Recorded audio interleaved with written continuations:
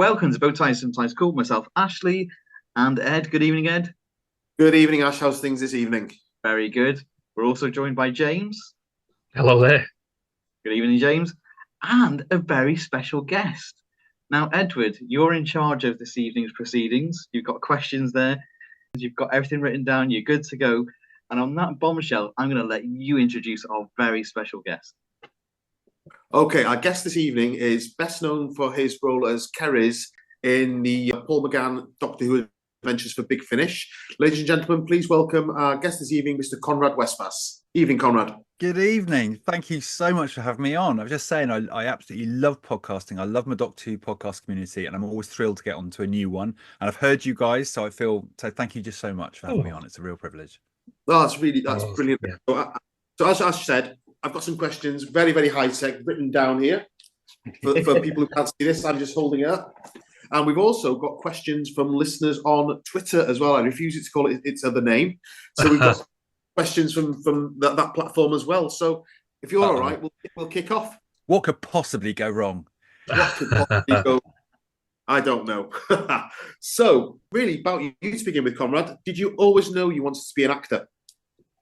I didn't. I first encountered being an actor when I was about 6 years old, and we went to 7. And when you went to junior school back in the day, I didn't want to go to junior school because they did plays, and I I wasn't shy exactly, but I didn't. It seemed quite scary.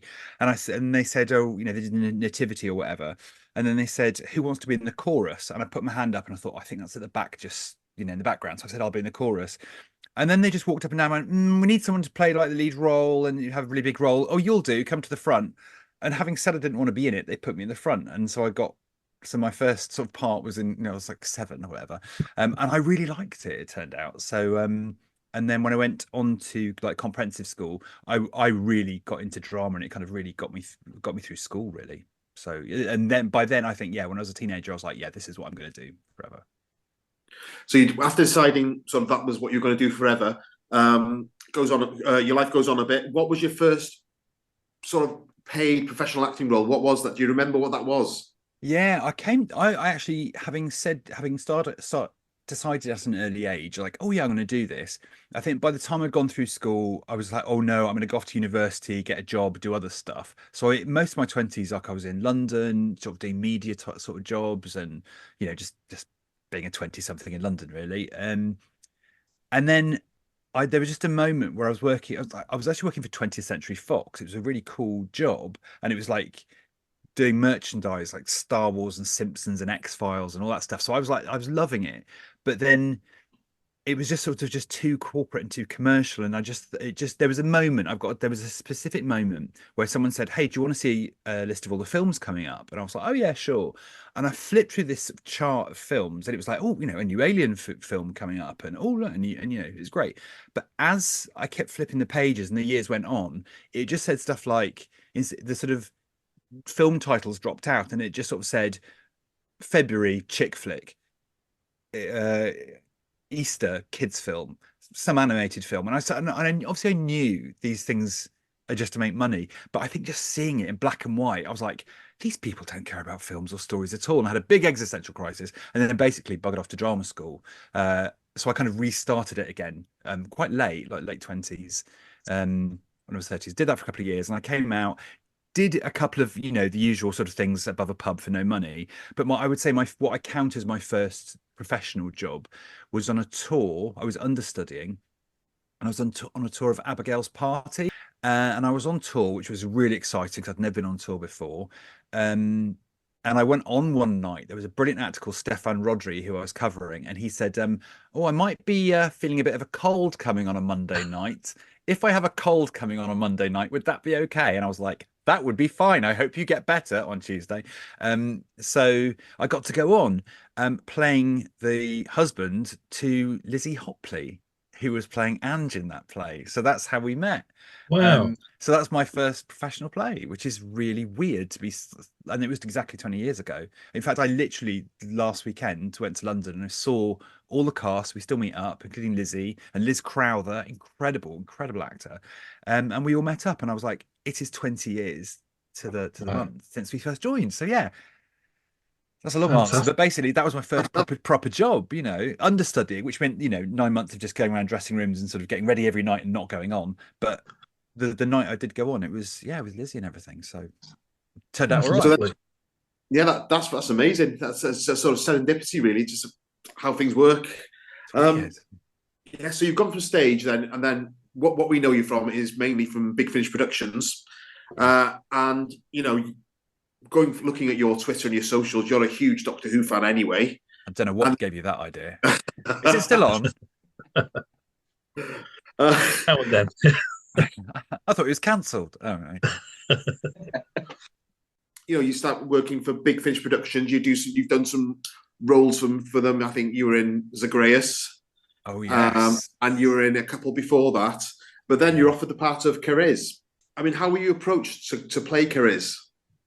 Yeah, I think it came about, as you mentioned. I think the first one I ever did was Omega, and I got that because I did a few months on Doctor Who magazine. I did about 5 or 6 months just working as a assistant editor on that, which is amazing. And I left, and I think as a bit of a leaving present, Clayton and Gary Russell were just like, oh, he's going off to be he's getting more acting roles, and Gary basically just gave me a little part in. Gave me a part in Omega. I mean, I say little part.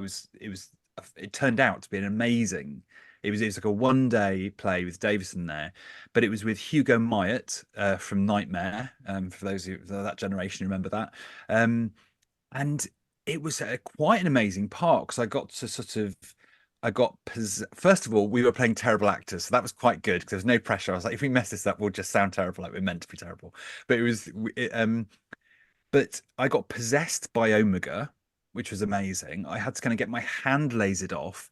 I had to get later on in a later scene double as young Rassilon, and like it was so actually as a part, it was a good little audition piece, and I thought it was going to be my 1 day in Doctor Who. All my Christmases come at once, so I really prepared really, really hard. I got a director friend. I hired a voice coach who were all going, "What the hell is this script?" I was like, "Don't, just get me through it, make it good." And I just worked really, really hard to make that 1 day as good as I could make it. And I think it was just, as so many of these things, it's just luck. On that day, I got to play all these different parts. So I did get a good old range of being in distress and everything. And so I think by the time, I can never quite remember the order that these things all happen in, but it just so happened they were looking for a new male companion for the Eighth Doctor. I think the reasoning was because in that first fantastic season with Paul in India, they did one of the first ever love stories between a Doctor and a companion, and I think they got to the stage, I think in Zagreus, when they're like, "I love you" and stuff, and that really is as far as you can go with that. Really, you get, especially back in those days. So I think they needed to sort of throw a bit of a bucket of water on that and cool it down a bit. So they got in a gooseberry, which was me, which is a bit of a mixed blessing. But that's basically how I got the part. I think I just had a lucky turn playing lots of different parts. And so they knew I could sort of be in distress, be in trouble, get possessed, do all the stuff you've got to do. Right time, right place, to be really, really honest with you. And so I just got a call. Actually, no, I think I got little whispers. I think Clayton Hickman did say, I think there might be something for you coming up. And then, I just got a call one day from Gary saying, would you like to be the new companion to the Eighth Doctor? I mean, what the hell? That was amazing. And so, yes, I just went, yes, please. And then jumped up and down on my bed for ages saying, hooray, hooray, hooray. I played it really cool on the phone. I was like, yeah, I'll see if I'm available, call my agent. And then, no, I said, yeah. But like a minute later, I was, you can imagine, I was just like running around the house, like all my dreams come true. So that's a bit of a long-winded way, but that is sort of how it works, really. It's often just being in the right time, right place, a lucky opportunity here, someone giving you a kind break there. And it all just sort of stars aligned for that to happen. Yeah. I was just going to really, and it's not blowing smoke up your backside at all. Completely get what you say about the stars align.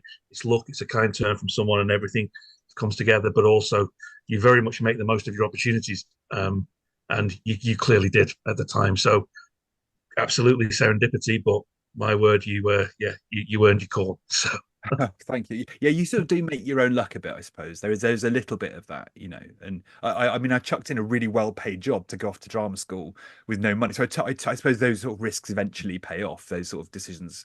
But yeah, but thank you though.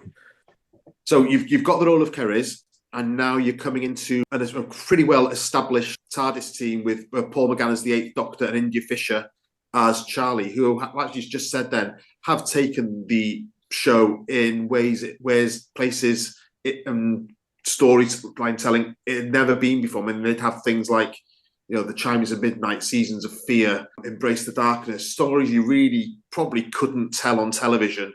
And they'd done a lot with the characters. And then they did, just before you came on board, there was the story Scherzo, which is, if I'm correctly, which, a two-hander for 100 minutes. Wow. I mean, incredible. And then you're now coming on board as the second companion. What was it like going into an established team? That's the big question, really, because getting the keys to the TARDIS is one thing, saying come on board, but joining that team, I mean, joining any team is tough, but that team, I mean, it's Paul McGann, and he's won awards for his voice work, and he's an incredible actor. I'm telling you all this, this. And then India as well, who, I mean, what a find for Big Finish. What a find. I mean, that voice, that character, it's India Fisher, for God's sake. And I'd listened to when I knew I was doing it, I listened to all of their stuff in a row. So, right, I mean, Neverland and all that kind of stuff. So I was really aware of the pitch it was going in at and the team I was going in at. So absolute pressure, huge pressure. Apart from Omega, I had never done any audio before. So I was also really making that up. And so I was very aware that, like, I wasn't just breezing in going, oh yeah, it'll just be three of us. I knew damn well that there were different layers. There was the character coming in to sort of, change. It was going to go in a different direction after that love story. But I think probably more aware that, oh my God, this is Paul and India and they're so good. How the hell are we going to make this work? I met India beforehand, which was quite handy. Clayton said, "Oh, Paul is in a play in London. Do you want?" And India's coming, and a bunch of us are coming. Do you want to come along? And I was like, "Absolutely." So I got to meet India, and we obviously hit it off like instantly. Most people do with India. She's pretty hard to not like, but we really, really clicked. We really hit it off instantly, which was great. So I knew her. I got to know her a little bit. And I think I'm just trying to piece together, because this is 20 years ago. I met Paul briefly in the bar after that, but it was only a quick hello, and there was don't think he knew at the time. But yeah, so actually I hadn't really met him before, so he was a bit of an unknown quantity, and I was a real unknown quantity walking in there. And then on top of that, I'm a massive Doctor Who fan, and I'm about to go in and really be in Doctor Who, and that was really like. So there was a lot of pressure there. So there really was a lot of pressure. And I don't mind admitting to you, for that whole week in Bristol when we recorded, I don't think I got more than 3 hours sleep a night for like 5 or 6 days. I just couldn't sleep. My brain was running too hot. So yeah, to answer your question, an awful lot of pressure I was very aware of, from all sides, really. Yeah, the acting level, the Doctor Who level of it, the fandom and what their expectations were. Ooh. But at the same time, it was really exciting. I think on one of those days, I do remember walking to the studio and realizing, I was like, because of course it wasn't on TVs. And I was like, the very newest Doctor Who, the brand newest Doctor Who that nobody knows about is in my bag. And it doesn't exist yet because we haven't said it. And it's like, we're about to do the newest Doctor Who and we're carrying it. And we've got to make that's just, it was really wild. So it was very full on. But yeah, and I think my first day recording with those guys was The Natural History of Fear, when we were all playing different characters and all that kind of wonderful, beautiful script, but I wasn't playing my character yet. So it's like we had a couple of days and I still, none of us had really clicked with it yet. So it was really challenging, and Big Finish was very experimental at the time. So there was all sorts of twists and turns. But just on the back of that, I mean, that overwhelming sensation. You mentioned if you're a fan of the show, you're involved in it, you're joining this massive team, not being able to sleep. Just flash forward to today, 20 years later, when you're a fan favorite, everybody's over the moon that you've come back and doing and doing this new story. When, if ever, does that feeling of, oh my God, I'm in Doctor Who, translate to any kind of comfort with, oh, I've got another Doctor Who to do? Fantastic. Does it ever go away? Do you ever stop being, oh my God, I can't believe this? No, I don't think you take it for granted for a second. It's extraordinary. It's such an extraordinary. I can you can well, here's your answer by how I'm answering this question. I'm still in a state of disbelief after 20 years. I still can't actually believe I'm sitting here talking about being in Doctor Who. As I'm saying it, I'm like, dude, you're telling us some stories here.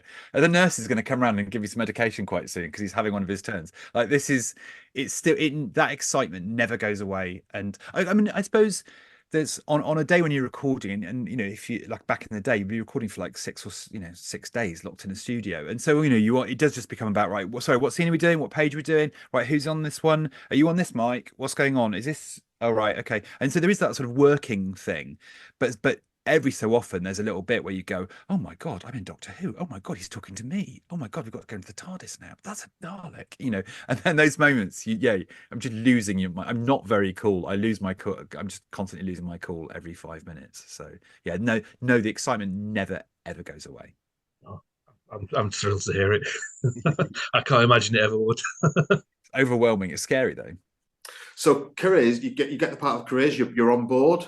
I mean, Cariz is a very, very different companion. He's not only an alien, he's an alien from another universe that's got chameleonic powers, and his moral code is probably a little bit off kilter from what ours would be. So he's not always I don't know, his good might be our bad. He's not exactly good, evil. He's just Cariz. Did you have any input into the development of his character and where he went from the Creed of the Kromon up to Absolution? Were you involved in his character development at all? Yeah, not at first. I mean, at first you're just, as an actor, you're just sort of like lucky to get work. You're glad you got the script, and everything is just in the script. I remember when we drove down to Bristol, it was in the car with me, Gary, India, and one other person. And Gary just said, oh, by the way, we want you to use your own voice. There's no voice effect, just use your own voice. And I was like, okay.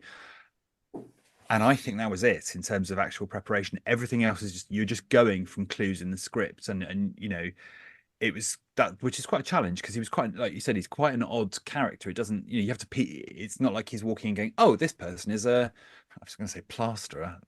Like, damn, that was his one character trait. Like you don't get he's completely made up because it's space. So you really have to use every clue you're getting. You can't just sort of imagine this type of person. You're having to really piece it together. And but I did take things like, oh, he changes color, and that tells you that's prey rather than predator. That's so okay, well, he's probably a bit nervy or on the back foot, and so that so it's just clues like that you're looking for. In terms, and no, I think I'd say for the first 3 stories I was very much like, just see if say your lines and don't bump into the furniture stuff. I think by that time by the time you come back for another series, you've hung out in the bar a bit, they know who you are a bit, they know, and then I think the writers, they not only know what the characters been going through, they've kind of got a sense of what you like and what you can do. And so we did start to get like a bit more humor in there, which I was really very keen on. And I think the only sort of big direct input I remember was in a bar in Bristol. It was always in bars, in the hotel bar afterwards. You'd have a curry and have a chat, and they were talking about what if, I think it was maybe it's getting to the point where they're going to bring him back into the real universe, and they're like, how are we going to do this? And I think I suggested, I was like, what about some sort of French farce where they're trying to hide him in the cupboard or put him in ridiculous disguises and sort of make a feature? It could be quite funny. And that turned into Other Lives later on, where indeed, like, Carrie's finds himself in Victorian London and gets gets, exactly as would happen, gets trapped in a freak show, which is, I love that stuff. So that's the only one I can say, like, that came off an idea of a discussion we had. I think the rest happens a bit more organically by people getting you and knowing who you are. And yeah, so, but that's the only one I think. I think occasionally there's a line where you go, you're writing, you just go, oh, this doesn't quite sound right, or Kerry's wouldn't know what this meant, or it sounds too like or occasionally you just put in I think in Memory Lane there was a bit where we were all licking ice creams, and I think it was my suggestion. I was like, well, he wouldn't know how to eat one, so what if he just shoves it in his gob? And just like, for God's sake, don't just shove it in your mouth. Just, you're supposed to lick it, like, So we did get little, but generally only little touches here and there. I think generally your job is to get that script and there's a lot of work trying to get things from a flat, words on a page, and then get them out sounding like you're somewhere. There's enough work involved in that, really. So generally you just sort of say your lines and get on with it. But I think over the years there have been, you do sort of get more input. And certainly after 20 years, when you've got Lizzie, like somebody like Lizzie who knows me and knows the character really well, that was much more tailor-made. And I did have a little chat with her before that, but more on that later. So I'm going to come on to Kerry's last story in his arc, Absolution. Spoiler warning for anyone who hasn't heard it. There are spoilers coming. If you haven't heard it, it's on the Big Finish website for £7.99. Go and buy it. Good plug. So, thank you. So yeah, Kerry's story arc ends in the story Absolution. So two-part question really about Absolution. Were you always aware that his story was coming to an end? And it really is an epic ending. I mean, Cariz is one of the very few companions to actually die. Did you have any input in that, and were you involved in how his story would end? Yeah, I was aware that well, actually, it wasn't so much that I was aware it was going to finish. Is just I assumed, because we had a bit of a break. We came back to the new universe. The TV series was in full swing. The Big Finish production lot had a big change of producers. Gary went off to work in Cardiff. We had Nick. So it's a complete new brim. And I think it had been a year or a couple of years. So it wasn't like, oh, I'm going to expect to be written out. I just wasn't expecting to ever come back. So I think in my head, we'd all just put it to bed. India, me, we'd all just gone, oh, well, that was nice. So I was really grateful and very chuffed when I got a phone call saying, actually, we're going to do a last story for a last, in inverted commas, story for Kerry's and a last, in inverted commas, story for Charlie. And I think we were just really grateful to get an ending, because I was just worried it was just going to, well, I just assumed it just sort of fizzled out in a way.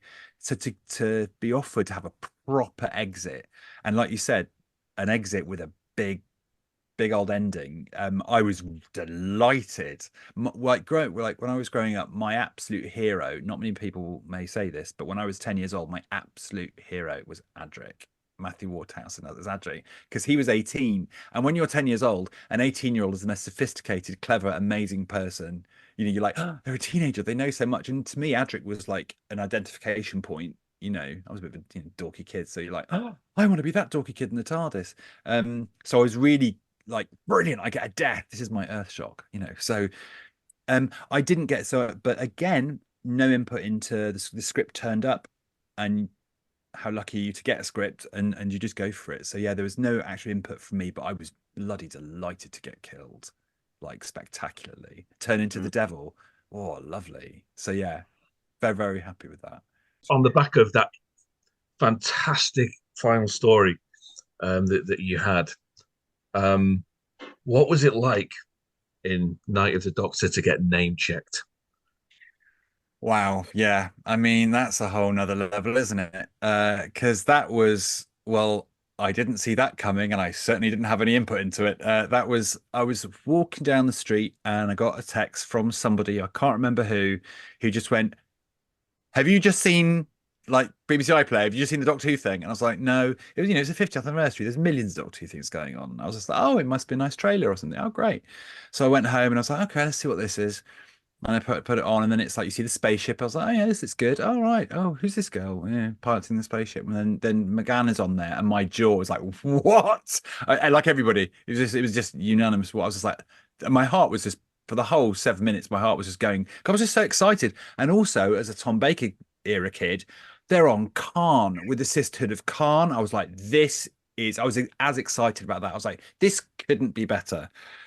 And then, you know, he's chugging his magic regeneration juice, and then he shouts out the Big Finish companions. Now that you're calling out the old TV companions is quite something, but the second that happened, is like, oh, this, you know, and this was, yeah. I mean, initially I just heard Charlie, and I was just like, what? And then he said my name, and then a whole lot of other people I'd never heard of, and I was just like, well, you have been around. And it was amazing. I was really excited. Then all my texts blew up, and this is, you know, it was text back then. And it was, yeah, it was amazing, and it was really yeah, it was mind blowing again on lots of different levels. Like, oh, McGann's back. Oh, we're back on Khan. They've mentioned Big Finish companions, and that was quite cool as well. You know, mentioning TV companions is one thing, but Big Finish companions, and this is, you know, 10 years before we've got the Whoniverse and all of this, you know, timeless children and all, you know, bioregeneration. Don't get me started on that. You know, this was quite a big leap actually in the format of Doctor Who to go, actually the audios are real, are canon. And I was in I went to see the 50th story. I was in Brighton, and they did a screening, one of the screenings in 3D. And I thought, oh, I'll just go there with a couple of friends. And I thought the lights went down, and then a couple of people went to sit in the front row in front of me, and then somebody turned around and hissed, "You're," and I was like, what are you talking about? So it was really funny. And yeah, lots of people coming up and saying, "You're canon, you're canon." I've got to tell you this story. I've told this a couple of times, but it does make me laugh. Doctor Who magazine had a 50th anniversary party, and people would, I think the thing had just aired the previous week, and so people coming up to me going, "Hey, congratulations, the Big Finish, you're canon, you're canon." It's really, really fun. But there was a few rumors going around about how it had come about. Someone said, oh, it was Paul's idea, he wanted to do it, and somebody else said something else, and I was like, well, Stephen Moffat's over there, I'm going to go and ask him. You know, I'd had a couple, so I went over and just said, "Oh, excuse me, hi. You know, enjoyed the episode. But in that Night of the Doctor thing, you name checked a load of Big Finish companions, and like I was one of them. Like, why? How did that come about? Why did that? You know, why did you decide to do that?" And he just went, "Because we're very nice." Like that, exactly like that. Typical Moffat. And I was like, "Thank you." And then went off going, "Well, there's my answer." Yeah, but no, it was really, really, really, I mean, that's really fantastic to get name checked, and yeah, that's incredibly cool. And but yeah, like I said, you know what that did for Big Finish, it just gave Big Finish and all the expanded media, comics, books, a bit of a boost, because, you know, we've all been carrying the can for, you know, that time as well. So yeah, amazing. So looking at your IMDb, because you have an IMDb, which is fantastic. Gosh, we're going a bit highbrow here. hello. As you've been in productions of Dr. Faustus and the Duchess of Malfi.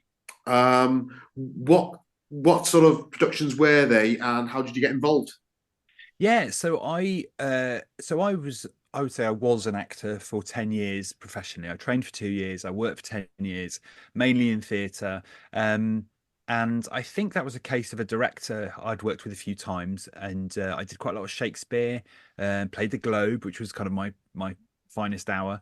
But I think after that, I sort of did a little run. You kind of go through phases. You get runs when you do certain things, and then there's a little run of kind of Shakespeare and a lot of that kind of stuff. And they were doing these plays at the Greenwich Theatre, where they were doing 2 plays at a time, and they were kind of classic plays, but it was sort of aimed at schools, so they would film them and make DVDs with sort of educate with extras, basically, where they'd interview the director, the actors, all this kind of stuff. So yeah, I was in Dr. Faustus. I can't remember how they were paired up. There was Dr. Faustus, School for Scandal, Duchess of Malfi, and Volpone. Bloody hell. Yeah, and I don't know which of them were paired up, but one thing I do remember in the cast was a very fine actor I was very struck with and got on very well with, called Tim Treloar, who was in Dr. Faustus. He played Mephistopheles, which, as an agent of the devil, as an agent of chaos, Tim took to that quite well, I thought. And we had to do lots of physical. That's right. And also I'd done a lot of physical theatre, which again the director knew me for. And in the rehearsals, you have to kind of, because in Dr. Faustus, there's all sorts, the stage directions are things like devils appear and do an incredible dance, and everyone is wowed and amazed. And he's also got my very favourite stage direction, where they all turn themselves invisible. Basically, Faustus does a deal with the devil, gets special powers. And one chance they go all around Europe causing chaos. And at one point they meet the Pope, and they summon a load of devils. And the stage direction says they hang on, let me get this right. They box the Pope about the ears and all run away. And I was like, that's the best line. I'd love to do that. But in the course of rehearsals, you got to sort of work out how all these devils going to appear. What are these dances looking? What's going on? And I've got lodged in my head. They're like, go away in pairs and come up with some kind of thing about how you make a devil appear. This is going to sound so mad. But I was paired up with Tim, and we're like, right, what are we going to do? What are we going to do? And Tim was like, oh, I don't want to do any of that physical stuff. I can't do all that dancing. I'm not doing all that. So he goes, you do that. This is going to sound ludicrous. So he stood there, and he kind of looked down, and then he just spat on the floor.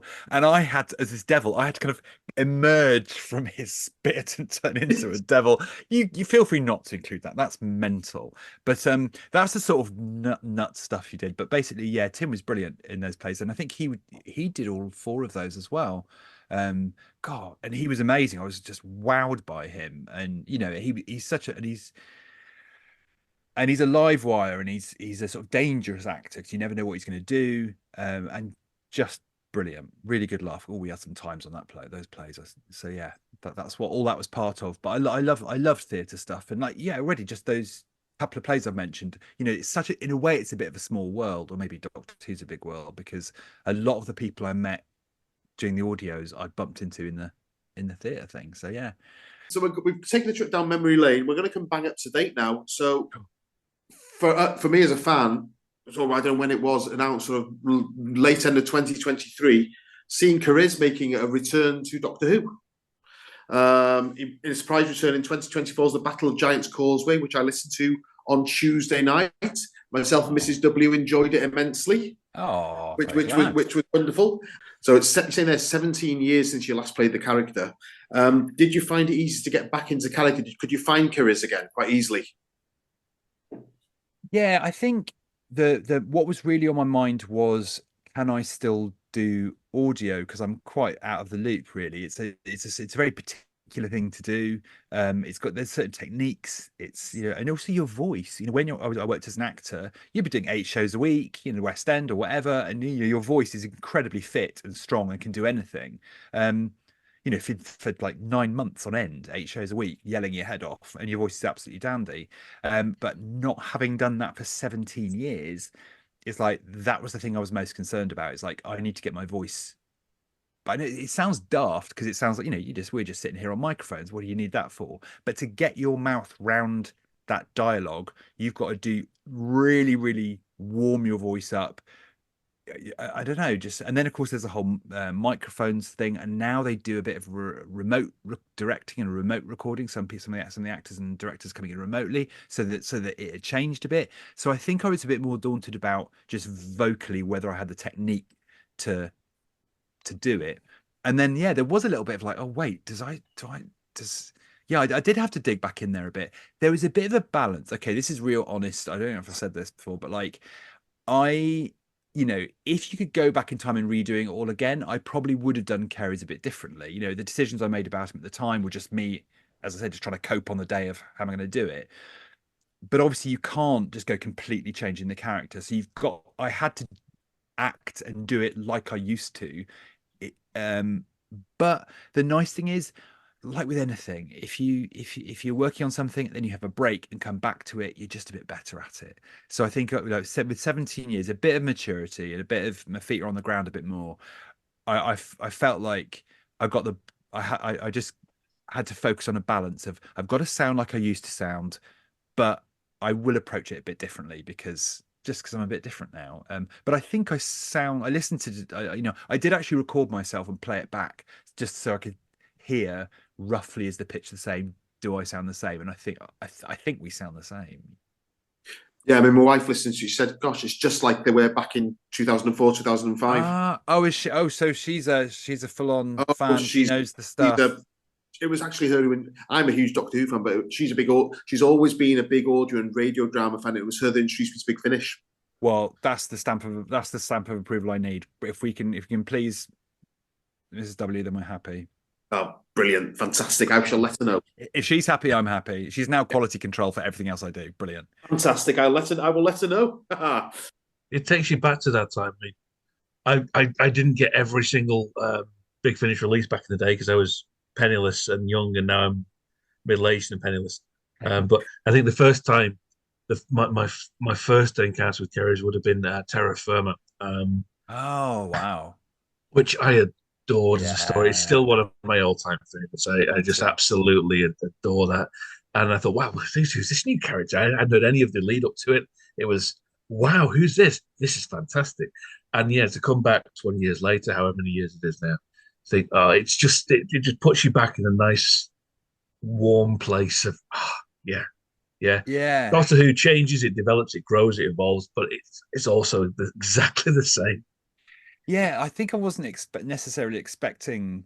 I just hadn't thought that because it has been such a long time that there would be a massive nostalgia factor, and I just like I hadn't. I don't know. It just when you're the person, you're just going through your life in a straight line, and then suddenly 20 years just flash past.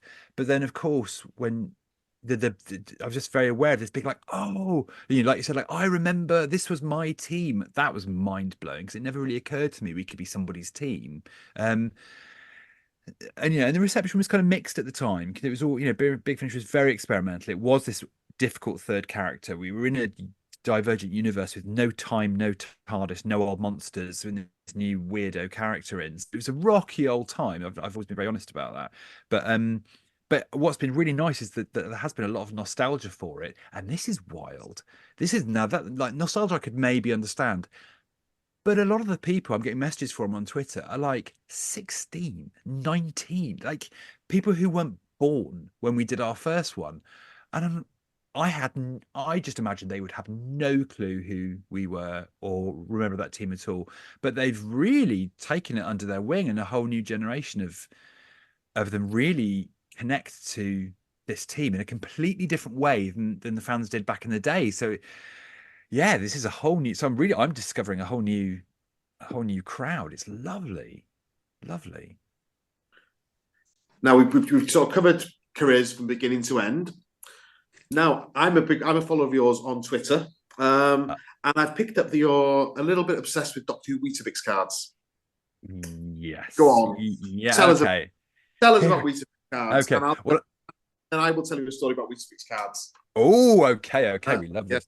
Okay, so as I mentioned, I'm a Tom Baker era fan. My first proper season that I saw was season 12, Robot, all of that stuff. So that's very much my era.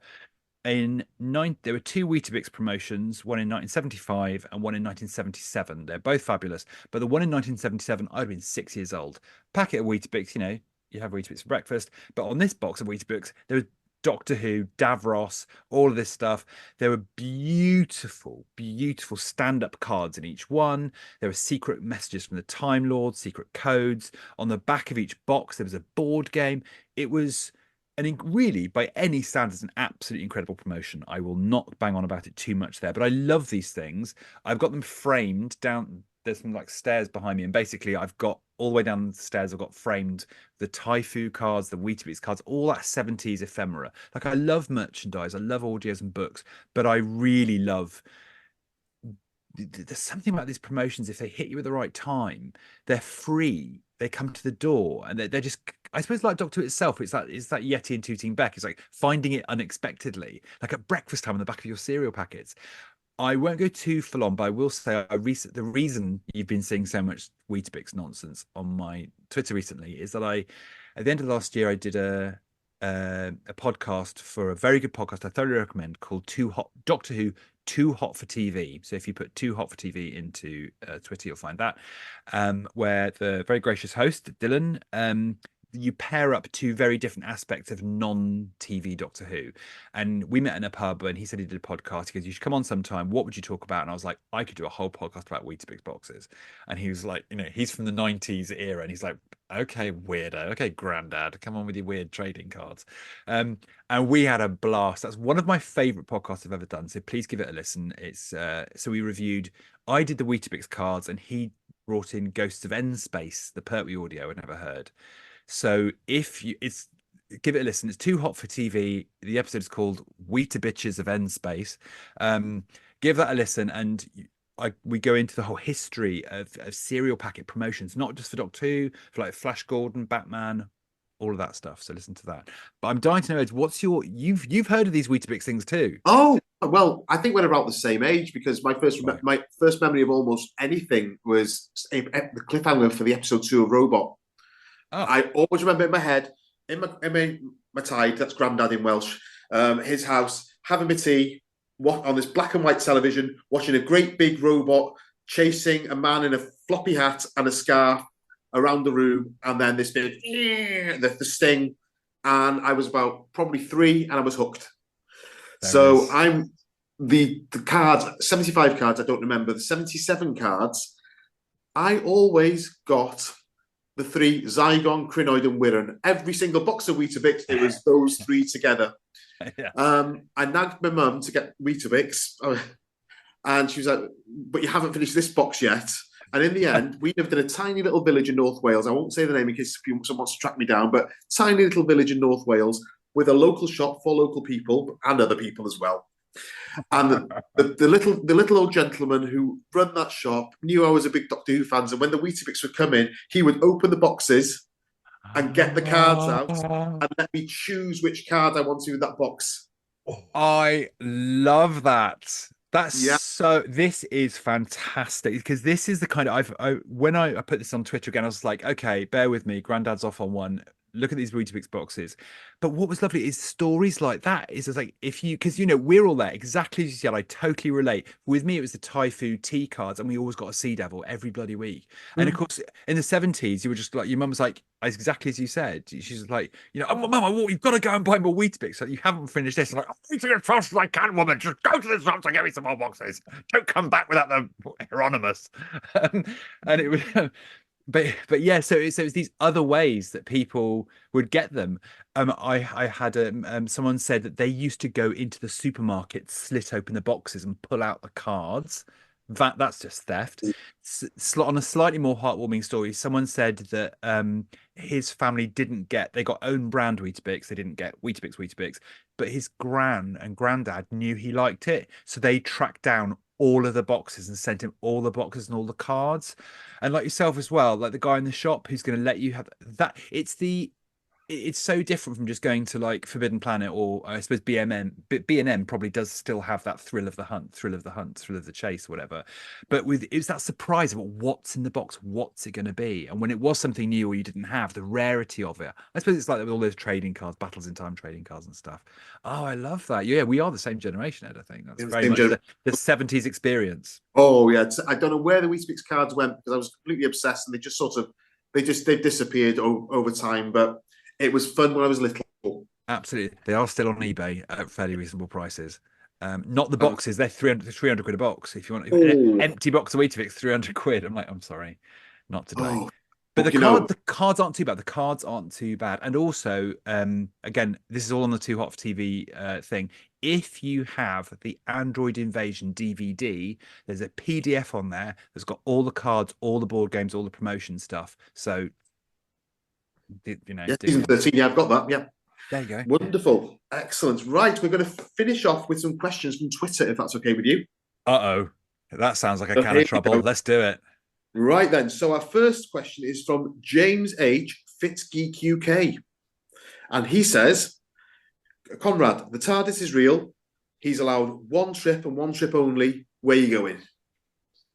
Flipping heck, that's a really good question. I think I would go back to the 1920s. I just think that's a fun era. I think just very exciting when, all that where basically white people discovered jazz. And just the clothes, the drinks, the speakeasies, the parties, the flappers, that's flappers with an F. There's just the style of cocktails, the Art Deco, the Charleston. I would love it. In fact, I can see McGann, Charlie, I can absolutely see her in the full flapper dress, and Kerry's just trying to, drink screwdrivers and drink himself under the table and just being That's another reason to love Manchester. There is a very good 20s bar in Manchester.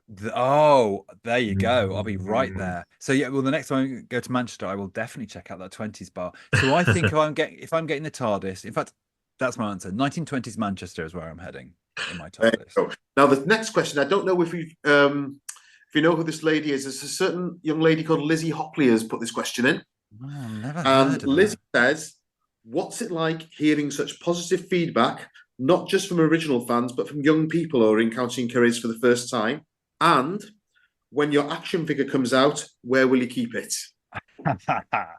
Yeah, okay. Well, yeah, I mean, I've slightly answered this already, but yeah, what's it like the response? I mean, that's amazing. And just sort of be serious for a moment. Like it was back in the day, or as exciting as it was, you know, uh, uh, the response on Gallifrey Brace wasn't that exciting, or Outpost Gallifrey wasn't that exciting back in 2003 or 4. It was pretty brutal, and I took some lumps, and it was quite tough. So I know these things aren't a given. And also coming back after 17 years is fantastic, but that's one story. And that one story could be anything. It could be a stinker, it could be, whatever. As it turns out, it's an absolute banger and it could not have gone better.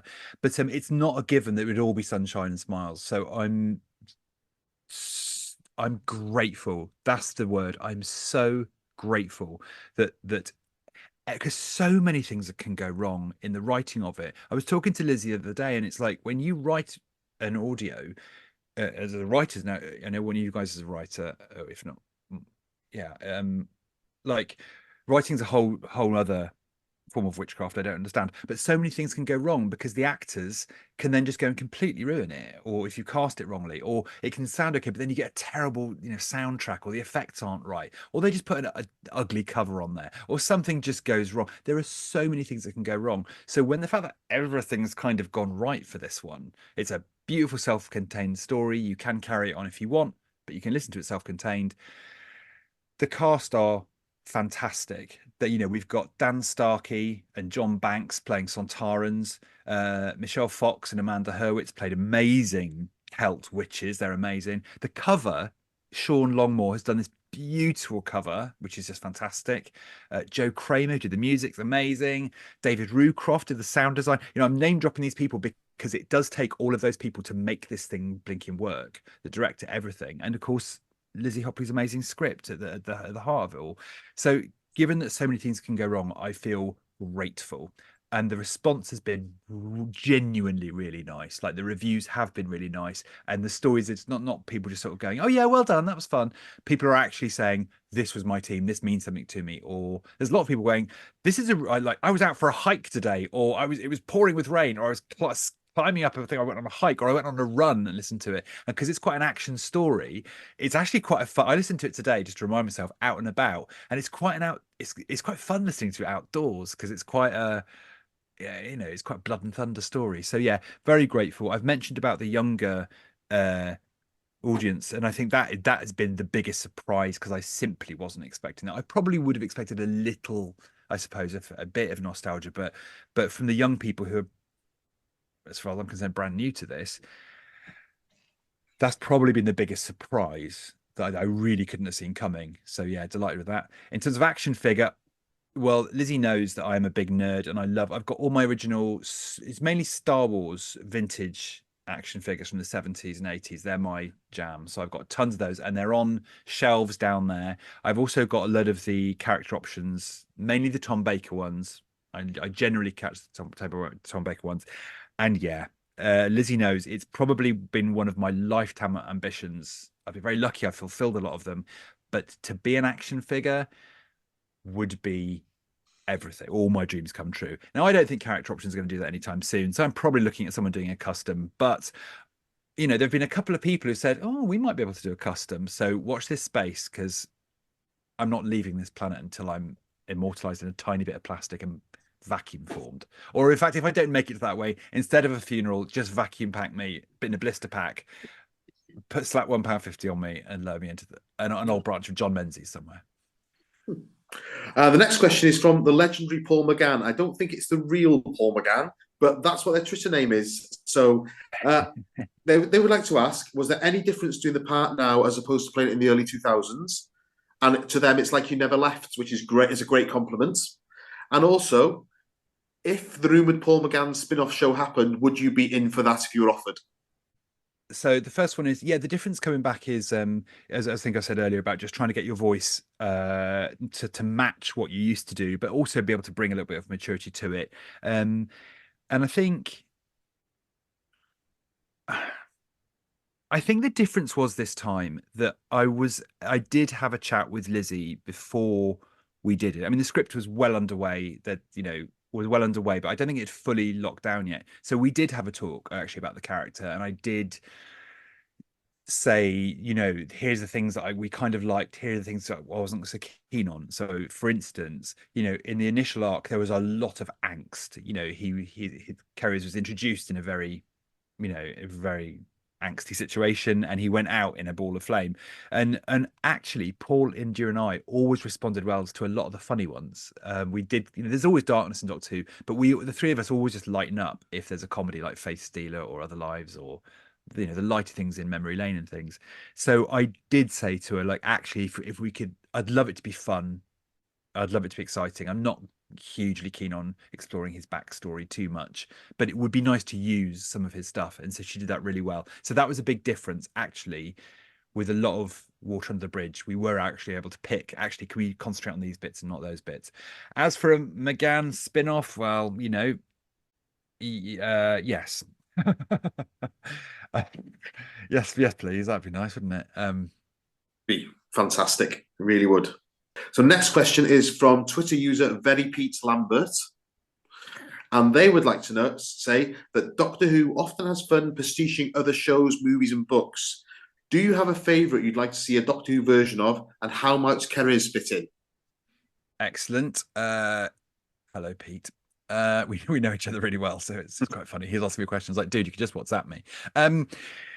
Yeah, I think that's a very, very good question, because Doctor Who's often described as a program that can travel through genres. And I'm a big fan of early cinema, and I love stuff like Metropolis. I love like the early Nosferatu, Dracula, all like the Lumiere brothers. I like really old stuff. I love to do, this sounds a bit daft, but something around those silent movies like Buster Keaton. I'm talking about suggesting a silent movie for audio. I know how ridiculous this is, but something around that time, or something that's got the feel of something like the Cabinet of Dr. Caligari, that kind of expressionism, that kind, something really weird and experimental that evokes or is set around the making of just early black and white cinema that's just got that feel or that vibe. Maybe some noir. I'm sure Doctor Who's done noir on Big Finish before, but I think for the Dr. Charlie and Kerry's, that could be really cool. So yeah, I'm going to say early 20th century black and white cinema influenced. That's a big genre. Or just, I saw Godzilla -1 recently, and I absolutely loved it. And I'm getting into Godzilla a bit. So yeah, a big kaiju movie, a big Godzilla movie, disaster movie, where you would have society against this one giant thing, which of course has to be the giant robot. So yeah, Charlie Kerry's and the Eighth Doctor trying to save Tokyo or somewhere from a giant robot. That'll do very nicely. Got the imagination of a 6-year-old.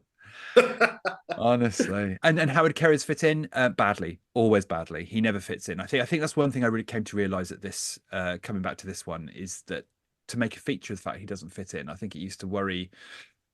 I'm sure it's given script editors, script writers a bit of a headache. That how are we going to fit him into this? But I think I've since learned that's a real benefit and a real feature of him, is that he doesn't fit in, and that's where the drama is. He's always a fish out of water. So yeah, he'd fit in badly, and he always should. So the next question, Conrad, is from Twitter user Melvin Penna. Hopefully I've got the accent right there. The Big Finish covers always use the same picture of Kerry's. Is it actually based on a headshot of Conrad, and does that headshot exist? Very good question. Yes. So the photograph, original photograph that comes from was taken in Bristol outside the Big Finish studios, and it was actually just me and India mucking about. The actual picture, we're supposed to be smiling and arms around each other, Big Finish buddies picture. And we just did this silly thing where India was right up. She put her nose right up against my face, looking like, just looking like an idiot. Like, and then I was looking at the camera as in, who's this weirdo? I'm sort of I just looked sideways at the camera to give it like a picture. And of course, they go and use that picture as my main picture. So that actual expression is me going, while India's like right up in my face, looking like she's about to kiss me or something. And I'm making this face. So they took that. They took that as the main picture. And that's why I was saying like things can go wrong. They're going to so many things are out of your control. But Steve Johnson, who did a lot of the covers for the initial Divergent run, he did the treatment of it. We had a few goes at it, and actually Clayton Hickman from Doctor Who magazine, I do remember a very bizarre afternoon where I went back to his house and he stuck bits of plasticine to my head because it would be easier to Photoshop, but it wouldn't stick. And I was like, this is ridiculous. I was like, well, I'm in Doc 2 now because someone's trying to stick bits of plasticine to my head. So that didn't work. But he did a couple of lovely treatments. I did an early treatment, where he was like, Kerry's was like green, and there were these lines kind of scored into his head like a tennis ball. That was kind of cool. So it went through a few treatments, but then eventually Steve Johnson did this one, which I think still holds up today. He does it really, really well. The scales on the skin are fantastic. The eyes are yellow because that's what it says in the script. But the ridges on his head, it's actually a horseshoe crab. He took a photograph of a horseshoe crab and sort of superimposed it onto my big old head, bald out head, and kind of blended it all in together. And I've got to say, considering that was 20 years old, that is a fantastic Photoshop job he's done on that. It's a great job. So that's how the look came about. Excellent. And next question is from someone you might know. It's from Kenny Smith at Big Finish magazine. Oh, hello, Kenny. And Kenny says, how do you think Cariz would cope if he encountered a wall of tartan and his skin changed colour to adapt? Yeah, that's really good. Yeah, I did always say I was very envious when India went off and had adventures with the Sixth Doctor. And I was like, well, it's just as well it was you, because Kerry's would have walked in, shaken hands with the Sixth Doctor, seen that coat and fallen over and ended up in A&E after all those colours. So yeah, similar problem with the tartan. That's a good question. Only one way to find out. We've done Ireland, so the next story, we should definitely do Scotland, definitely do Wales. And yeah, he goes around the whole colours of the place. But that was what also joking apart, like it was a bit of a joke to start off with, and it's like he changes colour, and I'd tell people that, and they'd go, but it's audio, and I'm like, I know. But some writers find it's funny, but it's kind of like on audio you can visualize things that would be a pain in the ass to do on the TV. So it was quite fun. And I love the fact in this latest one that Lizzie was very, very, very cleverly just weaved it in enough. It's not something that saves the day, but she just wove that little detail about his alienness into the characters he meets, and it ties in with the sort of the theme of identity and blending in really nicely. So yeah. Thank you very much. Next one is from Bernard JKD, and he says, he's very Turlo-like, but Cariz's darkness differs in that it increases. What did Conrad think of this dark descent and his arc's resolution? Turlo-like is a really good observation. I don't think I've heard anybody say that, but that is absolutely bang on the money. I've always said that Cariz is somewhere, he's like a mixture. He's somewhere between Adric, Turlo, and Chameleon. And so I think you're right. He's got that slight treachery about him. Yeah, I know I touched on about the darkness stuff earlier. It's not always my favorite thing to do. And like I said, this character is bookended by sort of tragedy and angst. But I think, yeah, it was a bit of a descent into darkness, but it kind of came and went. And so it wasn't so much, I never really saw it like and also I never knew that was coming. So you can't really play that because he doesn't know that that's going to happen. So you can't necessarily build that in. So really you just take each script as it comes, and some of them would allude to the darkness a bit. Some, like Other Lives, would balance it very nicely. So you've got humor 1 minute and then he can really, really turn in another. But then you get whole stories where he's fine and he's actually enjoying being, maybe he's been with the Doctor and Charlie for a while, and the three of them are just getting along. And I was always, I noticed earlier on, it was quite, Kerry's was often a companion to Charlie a bit. So he would often pick up on this slightly jolly hockey sticks jolliness about him, although he was always a bit more nervous and a bit more on the back foot. So yeah, it's only when you step back from it you can see the arc. But of course you don't know the arc at the time, so you can't really play that. But I think what's really nice is, although he had a tragic beginning and end, there is so much in the middle that, as we can see, we can still. There's so many more adventures we can still have in the TARDIS. So I'm looking forward to seeing where that goes. Fantastic. This one here, I'm not sure if you can answer this. You might have already answered it. I'll read it to you before I read it, if you know what I mean. It says, did the Divergent Universe arc being cut short change the plans for Kariz? Is that something you can answer? Absolutely. And that's from Twitter user fan of various things. Brilliant. Fun of various things. The Divergent arc cutting short did change things, and it did change things for Kariz as well. Because obviously, I mean, it particularly changes for him because he really can't fit in anywhere because now he's on Earth, or he's, it just became a lot harder. I actually enjoyed, as an old fan of the classic series, I enjoyed. I mean, we walked straight back into the Daleks and Davros, and that's when you're in Doctor Who, when you've got Nick Briggs and Terry Malloy in stereo in your cans, and they're all. Actually, at one point, I did say to Nick, can you just say Conrad Westmaas, I will exterminate you in a Dalek voice because I just need to hear it. And it was and here's the thing, nobody told me, because normally the voice effects are all put on afterwards. Nobody told me that the Daleks and Davros would both have ring modulator live. So the first time I heard those voices, it actually made me jump. It's just a physical reaction to it. So yeah, the Divergent arc obviously changed the nature of the Eighth Doctor audios a lot. I don't think they changed Kariz in himself particularly, but I think it just gave him a wider scope of situations to be in. So, and I think that's a good thing, and I think that's where, this Sontarans versus Rutan story is back in the real universe as such. I did see someone on Twitter saying there's one person on Twitter saying, I want to go back to the Divergent universe and do some stories there. Another box set, which is, quite a choice. And who knows, maybe one day that'll happen. And the very last question is a nice short one. It's from a Twitter user, Felix Fraser. And Felix says, quarks or crotons? Felix, yes, Felix Fraser. Right. Now, they're two very well matched robots. They're both sort of crystalline, squat. They're from the same era. I'm very fond of the quarks because they were in the first Weetabix promotion. There was a little quark Weetabix card, so they've kind of got an edge there. Then again, Protons. I'm very fond of that story from the Five Faces of Doctor Who. So my answer is coming soon from Big Finish, Quarks versus Crotons, written by Fraser Gregory, and I will be in that. May the best robot win. And on that bombshell, that's all of our questions, unless James or Ash have got anything to add. Nothing to add other than we just can't thank you enough for being here, Conrad, giving us your time and talking about this journey you've had with this fantastic character, your own experiences, as an actor, your involvement with Doctor Who. You're one of the good ones. You give so much back to the fans and more than we deserve. So Thank you very, very much for your time.